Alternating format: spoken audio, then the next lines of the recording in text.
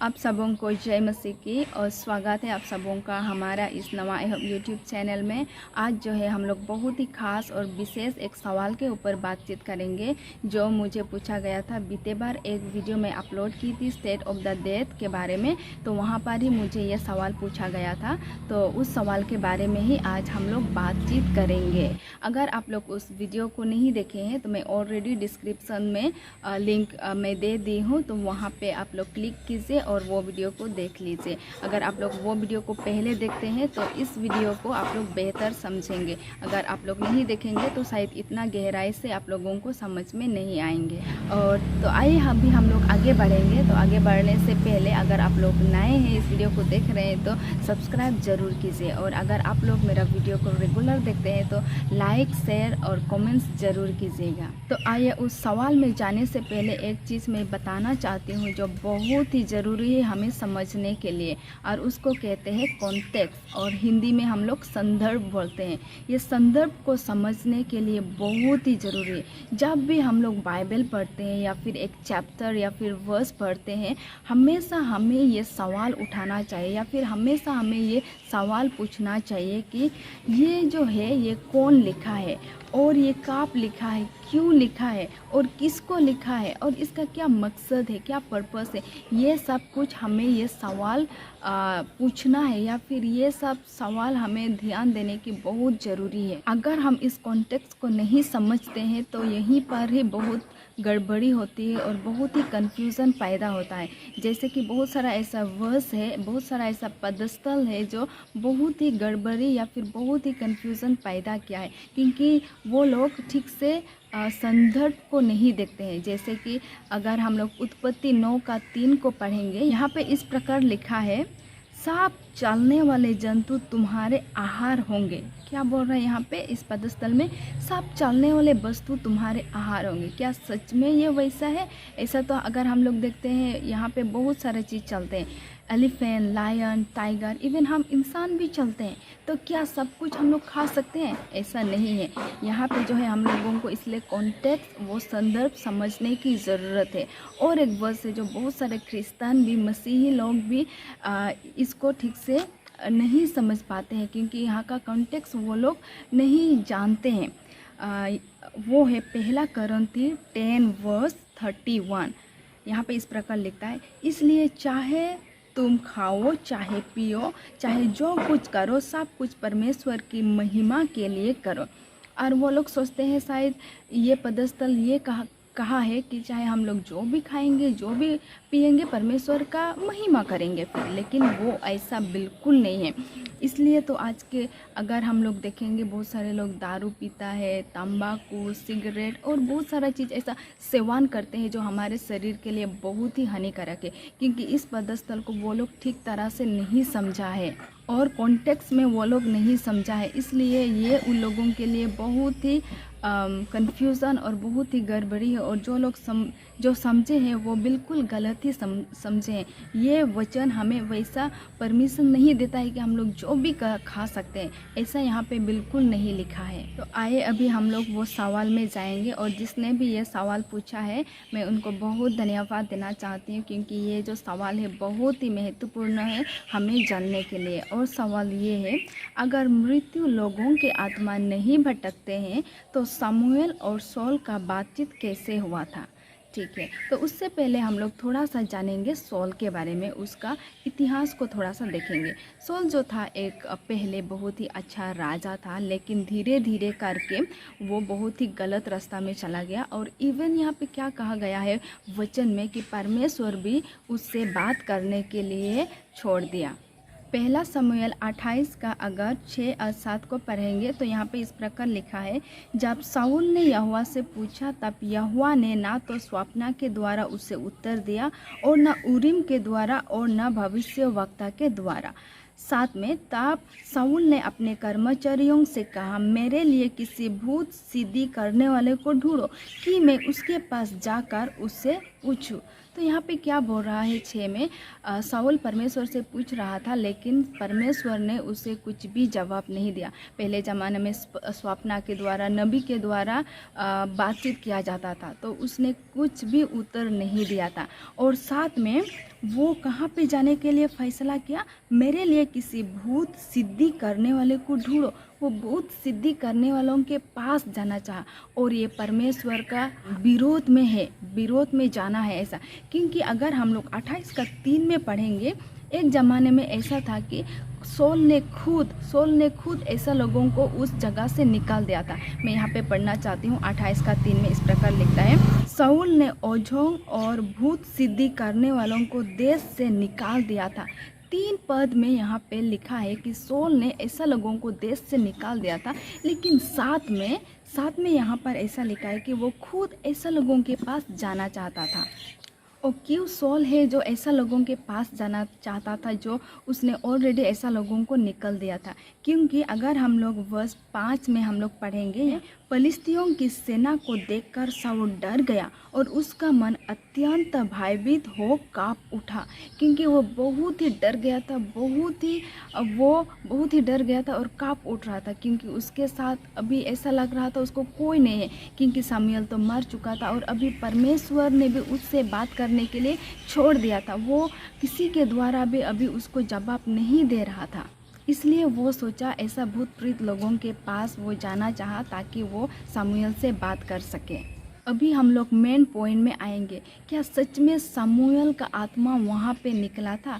क्योंकि परमेश्वर तो नहीं चाहता था कि कोई लोग ऐसा जगह में जाए। अगर हम लोग पढ़ेंगे व्यवस्था विवरण 18 का 10, 11 और 12, यहाँ पे साफ मना करता है। यहाँ पे इस प्रकार लिखा है, तुझ में कोई ऐसा ना हो जो अपने बेटे या बेटी को आग में होम करके चढ़ाने वाले या भावी कहने वाले या शुभ अशुभ मुहूर्तों का मानने वाला या टोन्हा या तांत्रिक या बाजीगर या ओझों से पूछने वाला या भूत साधने वाला या भूतों का जगाने वाला हो।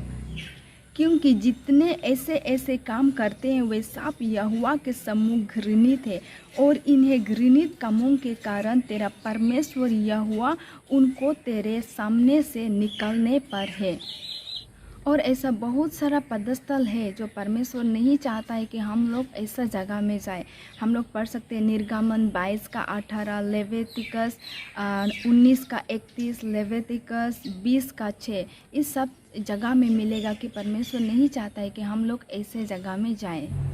तो आइए फिर से वो सवाल पे हम लोग जाएंगे। सवाल था कि अगर मृत्यु लोगों का आत्मा नहीं भटकते हैं तो सौल और समूएल की बातचीत कैसे हुआ? ठीक है, तो मेरा भी एक सवाल है, अगर सच में आत्मा भटकता है तो सौल को क्यों उस औरत के पास जाना पड़ा?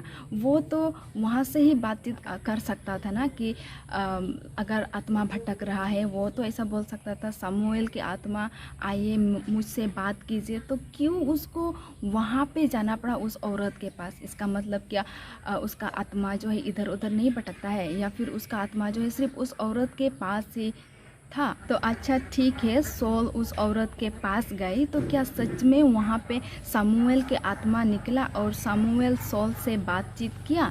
तो आइए अभी हम लोग वचन से देखेंगे। पहला समूएल 28 अध्याय का 13 और 14 को हम लोग देखेंगे। यहाँ पे इस प्रकार लिखा है, राजा ने उससे कहा। यहाँ पे समझने की ज़रूरत है, उससे मतलब उस औरत से कहा। कौन बोल रहा है? सौल। यहाँ पे बोल रहा है, तुझे क्या देख पड़ता है?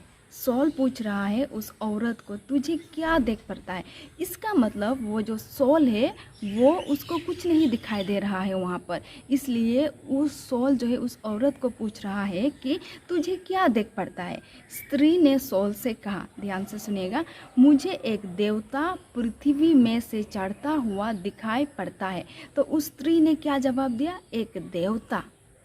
उसने एक देवता का शब्द इस्तेमाल किया। अगर उसको किंग जेम्स वर्सन बाइबल में देखेंगे, उसका मतलब है गॉड्स, मतलब स्मॉल GODS, उसका मतलब है वो देवता लोग। उसने ये नहीं कहा कि मुझे समूएल का आत्मा दिखाई दिया या फिर मुझे समूएल दिखाई दिया। इस प्रकार उस औरत ने सौल को जवाब दिया। और भी आगे हम लोग देखेंगे 14 में, उसने उनसे पूछा। फिर सौल जो है उस औरत से पूछती है, उसका कैसा रूप है। इसका मतलब यहाँ पे सब पता चलता है कि सॉल को कुछ दिखाई नहीं दे रहा है या फिर कुछ समझ में नहीं आ रहा है, क्योंकि उसका हालात जो है हम लोग समझ सक रहे हैं, क्योंकि वो तो एक बहुत परेशान में है। एक तो क्योंकि फलिस्तीनी लोग उसके विरुद्ध लड़ाई करने के लिए आ रहे हैं और परमेश्वर ने भी उससे बातचीत करने के लिए छोड़ दिया, इसलिए फाइनली अभी इस औरत के पास आई है बातचीत करने के लिए शमूएल से।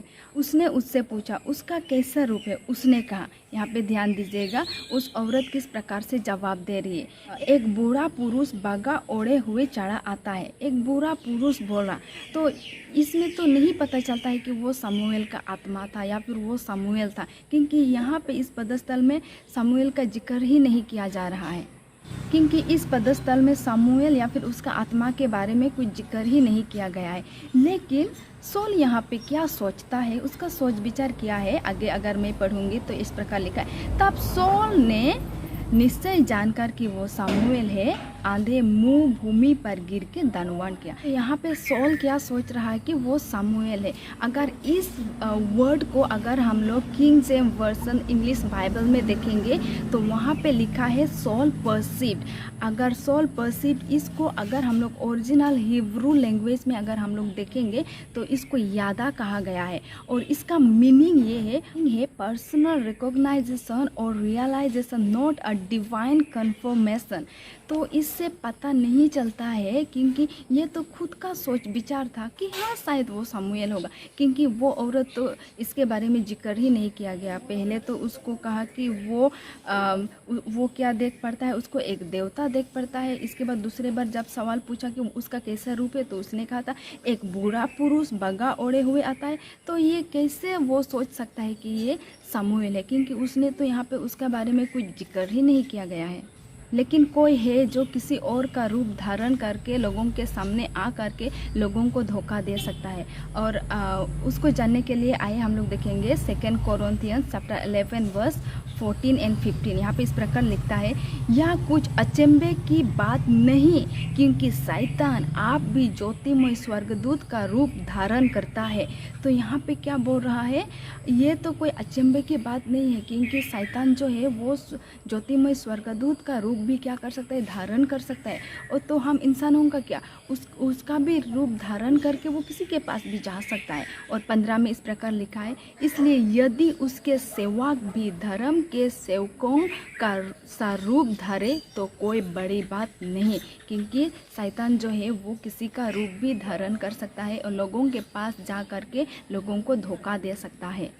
और भी है, अगर हम लोग प्रकाशित वाक्य 13 का 14 में पढ़ेंगे तो वहाँ पर भी पाएंगे कि किस प्रकार शैतान जो है लोगों को धोखा देता है। और मत्ती का 24 में भी पाएंगे कि शैतान बहुत सारे लोगों को धोखा देता है, और आने वाला काल में भी शैतान ऐसे ही लोगों को धोखा देगा। और विशेष करके जो लोग मरे हुए हैं उन लोगों का रूप धारण करके भी शैतान जो है उनके परिवार लोगों के पास भी आ सकता है, और ऐसा दिखाएगा कि हाँ मैं जीवित हूँ, ऐसे करके बहुत लोगों को क्या करेगा, धोखा भी देगा। इसलिए हमें ये जानना बहुत ज़रूरी है कि जो लोग मरे हुए हैं वो लोग कभी जीवित नहीं हो सकते जब तक परमेश्वर उन लोगों को ना जलाए। अगर उन लोगों का रूप ले करके कोई आ रहा है, इसका मतलब हमें ये समझना चाहिए कि ये शैतान का ही काम है और ये शैतान ही है।